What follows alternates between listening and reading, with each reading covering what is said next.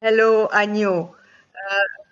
Good Good morning, morning. It's Grace. it's How so are nice to have you here. So for people who are just tuning in, I'm just going to explain.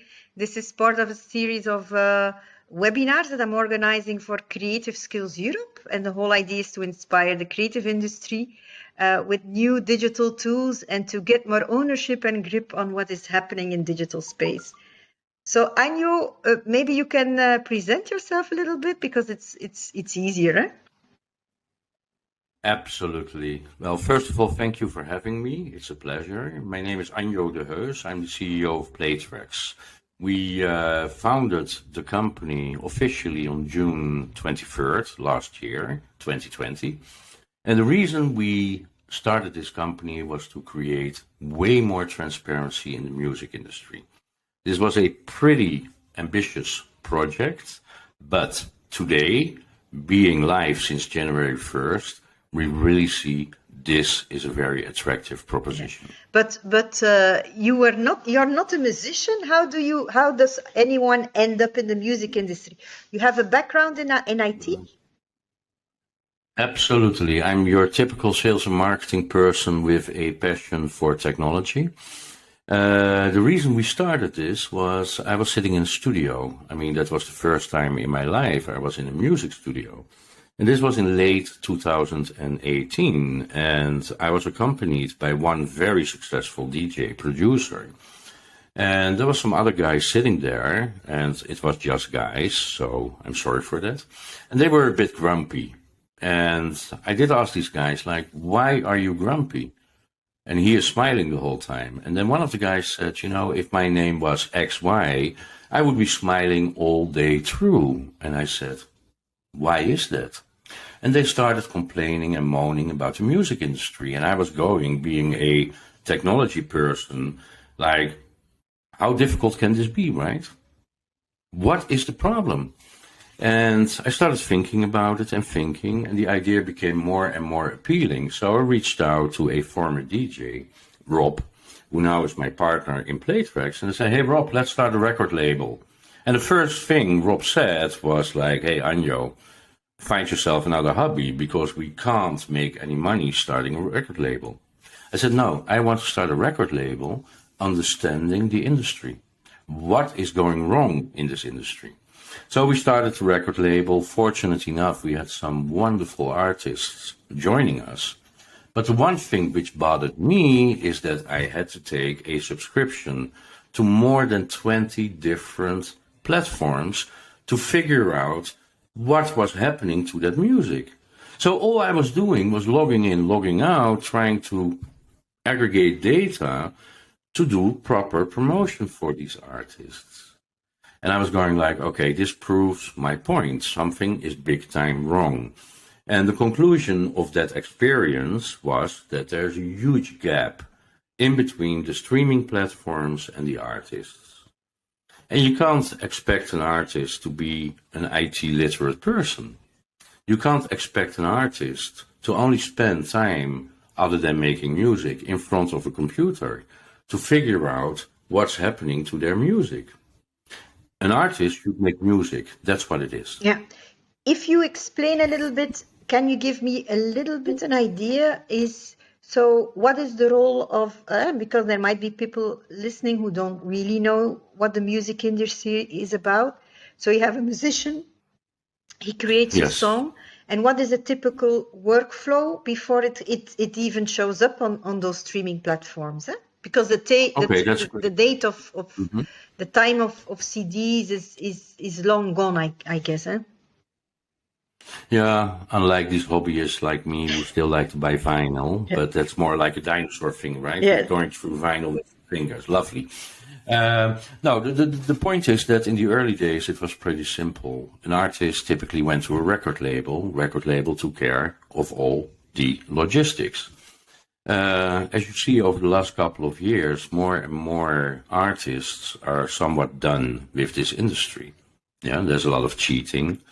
The music industry is a industry with a lot of barriers, and that's not good for talent. Yeah, talent doesn't get a chance to expose themselves. So years ago, you saw more and more bands, and that also includes bands like Coldplay, Muse, Kings of Leon. There's plenty of examples who were considered to be do-it-yourself artists or bands. And that trend kind of like is going on, resulting in a situation last year in 2020 where there were a grand total of 10.4 million music releases and 9.2 million were done by do-it-yourself artists.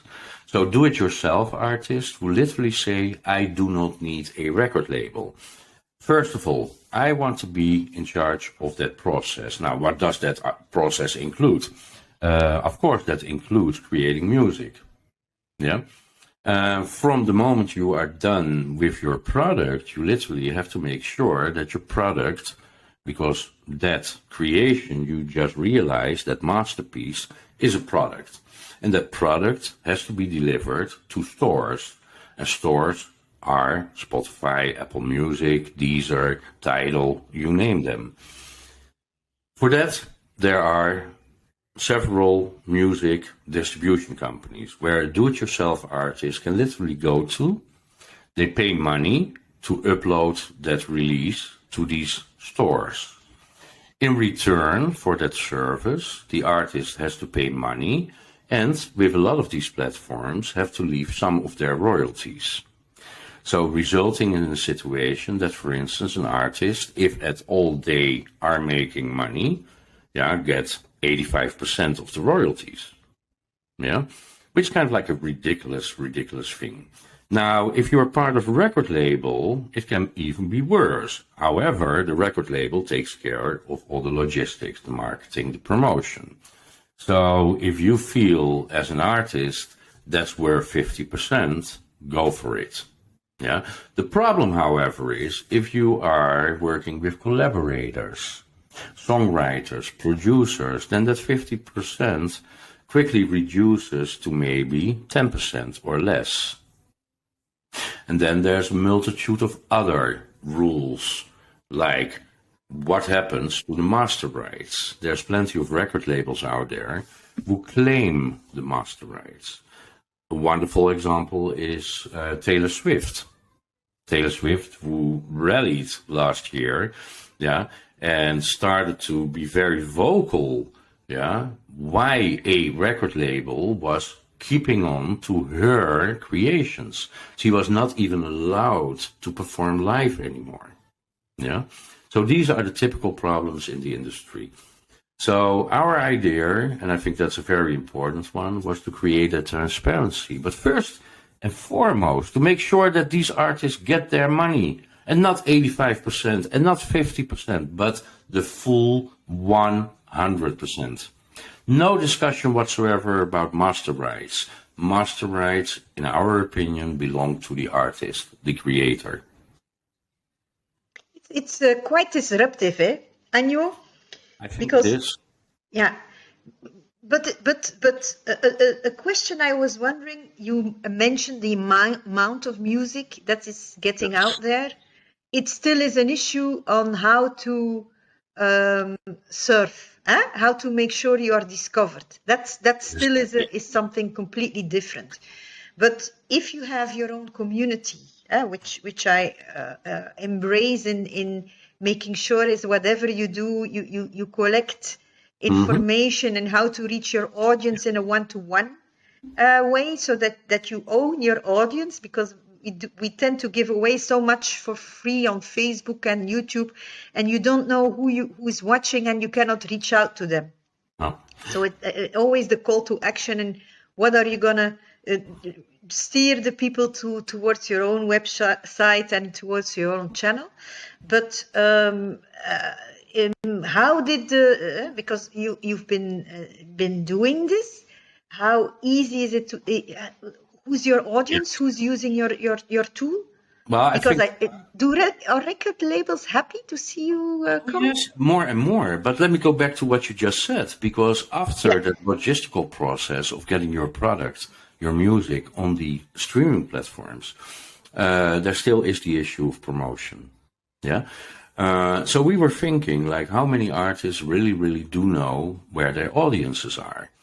Now, you can get two replies. You can go to the dinosaurs of the music distribution industry, and they literally only provide a first-person view on statistics. So the one thing we said, an artist will benefit from having cross-channel analytics, so we can show data coming from a multitude of platforms, but also allow the artist to compare to other artists. So if you look up to artist XYZ and you think they are successful because of their promotion and your music is similar to theirs, why not leverage that information? So the one thing we introduced are what we call the personal artificial intelligence driven agents for promotion. So we really can help artists not figuring out themselves what to do, but how to make the most out of a promotion. That is a very important part of what we believe is essential today as well. So now not only the logistics of bringing music to the streaming platforms is handled by Playtracks, it is also the promotion and the understanding of and getting insights in the persona, because that's what you're talking about. exactly. Because I talk a lot to musicians who are saying, yeah, my music is kind of special and I don't really know who my target audience is. It's also a way to discover who's interested and how to find similar people with the similar interests and then try and get the message out there to them. It's understanding your listener. Absolutely. And coming back to your other question, do record labels like what it is we do? You have to understand that many artists over the years became kind of like tired of the traditional record label. So most well-known artists started their own record label. Yes, but they are still, the way I look at it, a do-it-yourself record label. So for these record labels, we literally provide a wonderful platform as well, where they can take care of the logistics, they can take care of the promotion. So Playtracks at that point literally becomes their record label organization. So we see this happening more and more, that artists who are now registered on our platform are making use of what we call the label subscription. There they can add a multitude of artists, but very important, once again, make sure that every artist do get what it is they deserve, meaning all of it, or whatever has been agreed upon. And that's highly transparent, once again, highly transparent. And Anjo, I was wondering, so you now offer this solution. You started. You have excitement, but there's a lot there's a lot of issues when it comes to ownership of music. How do you track and trace that? Because you have copycats, you have illegal recordings. I can claim that this song is mine. How do you deal with that? Well, did you find a solution? We didn't want to go into developing a, let's say, fingerprinting app. There's already plenty out there. I'm going to explain a little bit what that means. It's when you it's like how you would call it, like a machine. It listens to your music and then it gives it a unique fingerprint that is really dissecting what it is, and that is unique. Correct. And that is exactly what we go through. So on the one hand, we are dealing with that music distribution. Once you go into that process, we make use of tools out there who check for whether it's legit, whether somebody is, between quotes, misusing samples. That's a total different discussion. what is allowed, what is not allowed, but it is important. The original copyright, of course, that is important. So that process is being checked upon the moment the music is being delivered. Yeah, that's very important. But now, once you are in that stage that your music is being played out there, there's another thing. A lot of people don't even keep track of all the codes, such as the UPC, the unique product code, the identifier of the music, but also the ISRC, the International Standard Recording Code. And there's one more, the IPN, yeah, which is mostly used in publishing situations, yeah, mechanical rights. All that data we present in that artist dashboard. So essentially, you can also use this platform as a aggregated view on all that data, really understanding what is going on with your music, not only on title, but also based on these codes. And that way, you will be, well, in a much better position to claim your, the way I say it, revenue. Because we are talking about, because it is still the case, because it is still the case that as an artist you sign up to, in the Netherlands it's Buma Stemra, you have Sabam, to these artist collective, I call it, I don't know the real English term for it, who collect the money for when music is aired on TV, aired on radio, and who make big deals with, who are supposed to make big deals with Spotify and represent the artists.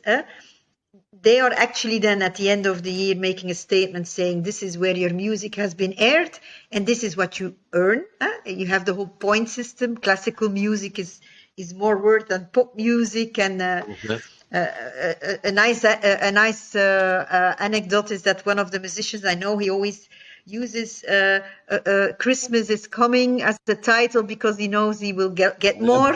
That's what's happening, because all the money not being claimed is poured out over a multitude of artists. Yeah, there's wonderful examples out there. There's this one mechanical rights organization in the US, and I believe they collect something like 400 million a quarter. That's serious money. And only half of that is being claimed by artists.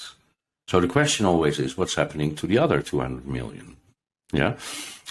One of our advisors used to be head of Carlin Music. Yeah. He's a dinosaur, having dealt with the likes of Elvis Presley and many other wonderful artists. And then if you see how that whole process works, who's claiming what, and what money is being left, yeah, and how that money is being spent, well, I can tell you one thing, 9 out of 10 times it's not being spent on artists. Yeah. So in a way, if you read stories, and I'm going to be very impartial here, if you read stories on the internet about how tough and unfair this industry is, I can only say yes, there is a lot of mishaps happening in this industry, definitely. Yeah. Can you understand why some musicians, even though if you make it very straightforward, are giving up and don't want to change? Yeah, I understand that. It's a very sad story. If you get 0.0047 cents per stream, and you have spent, let's say, weeks on creating that masterpiece, and in the end of the day nobody listens to it. I mean, you have to understand that on a average day there's about 40,000 songs being uploaded. 40,000. So how the heck are you going to stand out? Yeah. And I always believe that if you are serious about what it is you're doing, you should get the most out of it. Yeah. What was that dance monkey dance? A great example. That young girl was being found on the streets. She was a street artist. Yeah, a busker for that matter. And she was lucky, to being picked up and eventually made money out of it. But assume she did it by herself and she wasn't being picked up and promoted, that song would have been lost. And she probably would have had 100 streams. So much for a great hit, right? Yeah. So yeah, I can imagine people But, give up. I can imagine. yeah. But it's also, I think, what you give to the artist is a tool to become more professional and more serious about what Yes, you're I doing. think that one of the most important things nowadays is having the ability to understand what is going on. And I believe that once you understand what is going on, you can act upon that. Yeah, acting upon something you are not in the known of, yeah, is almost like a suicide mission. Yeah, it's spending a lot of money, spending a lot of time, and not really understanding what will happen. So now, if you turn around this story and you start understanding where your audiences are, what is happening to music, either of comparative artists or similar music for that matter, then you can make a plan. Yeah, and making a plan, believe it or not, sucks. Nobody wants to make plans, right? But in order to become successful, yeah, and to make a living out of this, you have to start thinking like that. So yes, you are in a situation where you have to, yeah, become more professional. And you can only become more professional by either appointing a record label to help you. Well, then better make sure you're good enough, yeah, and that you have the right terms and conditions. Or, like many other people, become a do-it-yourself artist, yeah, and don't consider that to be a B-citizen situation. On the contrary, I just named Coldplay, Muse, Kings of Leon. These are serious names, just for the record. Yeah, they do it all by themselves. Yeah, so you, as an artist, wherever you live, whoever you are, whether you have a reputation, whether you have a repertoire or not, you can become that person too. But you have to think. Yeah. Yeah. And I think also, because you have all your data in one play of all these different streaming platforms, you have a valuable tool in negotiating. Because you will see how much audience you have, how many views you have. If you go Yeah. for a gig, it means you have that community. It gives the value of what you're doing as an artist. It adds to the value. This morning I had a conversation with a classical singer, wonderful young lady, and this was just happening before we started. And of course, she didn't have any gigs over the last year, but she was being asked a couple of weeks ago to perform, yeah, at a venue. And the owner of the venue or the organizer literally said the following: you know, it's either you performing or that other person. Yeah, so be careful with what you ask. And she gave her a rate, and the guy said, the other person is doing it for free. So much for valuing a artist, a hardworking professional, yeah, and literally putting them on the spot, yeah, by allowing, yeah, to work for free. Who wants to work for free? This is a era where people should be able to make money. Now, if you go back to that conversation and you can prove the venue owner that you are having an audience, that you do have fans, that your music is being listened to, what do you think will happen to the price? You can literally start saying, you know what, I'm a successful person. Look at this. Yeah. If you don't value my performance, too bad for you. You won't make money because what is free? Free doesn't have any value. Yeah. So we also feel that what it is we do will contribute, yeah, and allow artists to ask what it is they deserve. And I think that's very powerful. And then if you talk about technology, yeah, the blockchain is just a layer of being able to administer whatever terms you have agreed upon with your collaborators.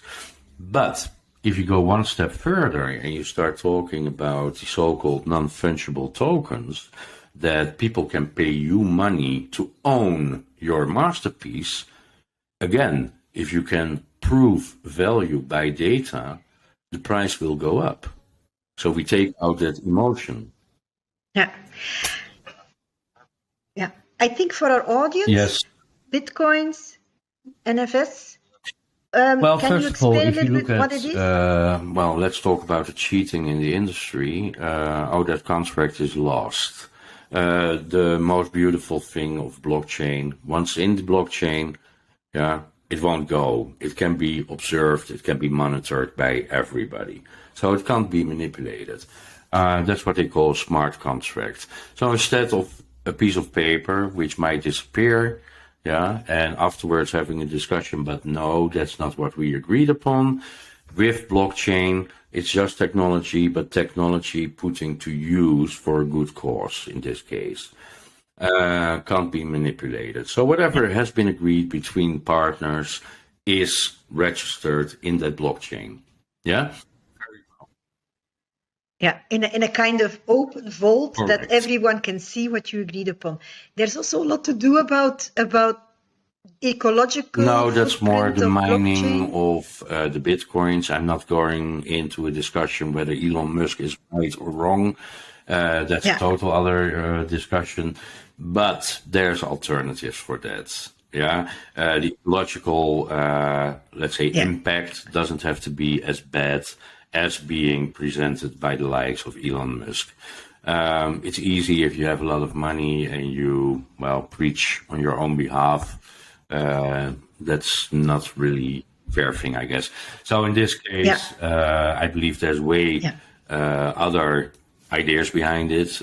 We are not talking about Bitcoin. We are also not talking about a volatile cryptocurrency when starting talking about that. We have made sure that our crypto token, which will be launched in this summer, is related to the US dollar. So it will be a highly stable token. Yeah. Also, understanding that artists are not working on Wall Street. Yeah. Crypto, for that matter. Yeah. So you have on the one hand the Bitcoin that is nailing the contract, huh?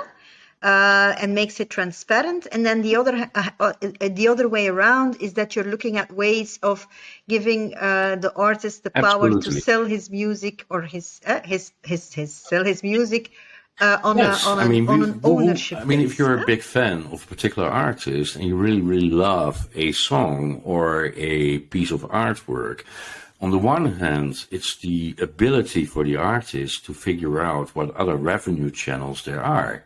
Yeah, maybe you sell a piece of your concert. Why not? Yeah, that's what you can establish with this mechanism. On the other hand, when talking about music, suppose you have that huge fan who always wants to own, yeah, one of your songs. This allows for that. Yeah. So it opens up, and I think that is the most important message. Instead of talking about technology, it opens up additional revenue channels for artists.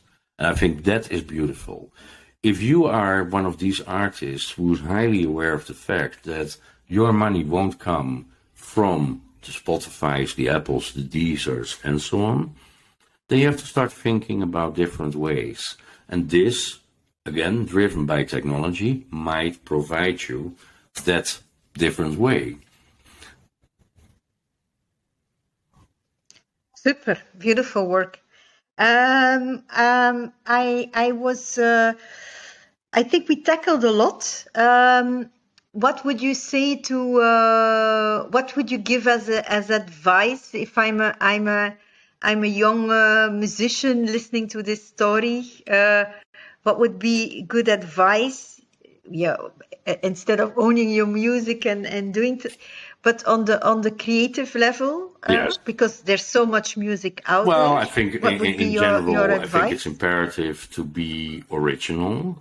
And the most important thing, I believe, is do it yourself and be yourself. And if you have made that choice and you have the talent of standing out, take this serious. Yeah. Let nobody tell you that the music industry doesn't work. There's plenty of examples. yeah, of where it can work.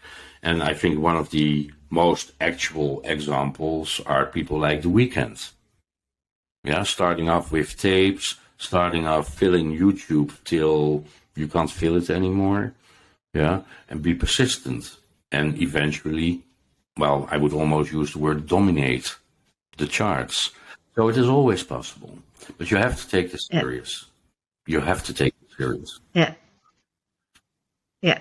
It's really look at it as a business. Well, It is work, and things might be lying around the corner, but even with talent, you don't get anywhere. It's the work behind the you know these talent statements, but that's what I makes. believe people better live by that. Yeah, be the CEO of your own life, and a good CEO, yeah, will always make sure to find the right people around them, yeah, who have great ideas. I mean, the job of a CEO is not only to have ideas, no, it's to listen to ideas, yeah, to be receptive for input, yeah, and eventually apply that. Well, if you are that artist and you can live by that rule, you have yourself a wonderful little company and you can be successful. Super. Anjo, what's the next big thing? Because you never stop. I'm not saying dreaming, because I think people Now, who have a as I plan said, are we not have now dreamers. released the blockchain layer, which is focused on smart contracts, transparency and clarity. That has always been the most important driver behind what it is we do. I think we definitely will stand out because of being a data-driven company with our dynamic management of the so-called NFTs. Yeah, we can have a full session about that some other time. And as said, around data, we are currently working on what we call our very smart royalty management project. That will be a module which not only go back in the past, but will also go forward into the future. One of the things I believe, and Corona has shown that a lot of artists were not prepared. Artists were not prepared for a pandemic. Yes? Why could you? How could you? Well, you could if you would have understood what is going on with your music. Again, data. If you look forward, based on what has happened in the past, you probably can also work on a much better budget. Yeah? And make sure that you survive. This is also coming back to a previous question. Do you understand why people give up? Yes, I do understand.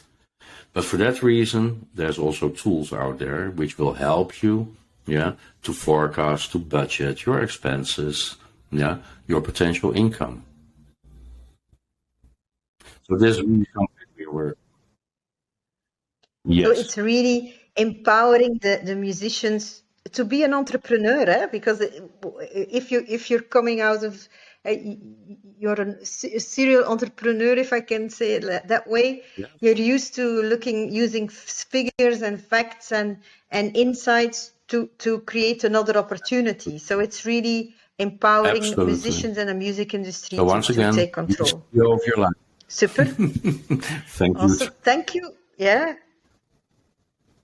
So Anjo, thank you for joining, and I'm so happy to have you part of the last webinar for about creative skills in the music industry. I hope you will inspire our attendees as well, and Absolutely. if they want to have Always a deeper there. dive, Thank they you can for having look at me. this. It was a pleasure. Thank you very Yeah. much. Thank you, Anjo.